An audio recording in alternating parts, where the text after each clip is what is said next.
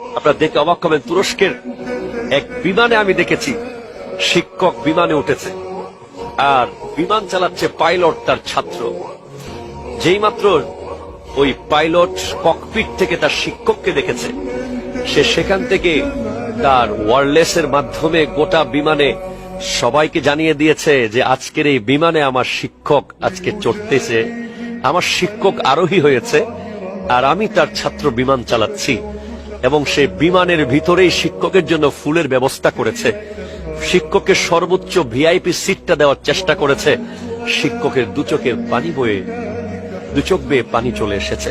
শিক্ষকরা কোটি টাকা চায় না, শিক্ষকরা অনেক কিছু চায় না, শিক্ষকরা সৎ থাকে এবং তারা শুধু সম্মান চায়। তারা চায় তাদের ছাত্ররা পরিচয় দেয় যে আমার শিক্ষক।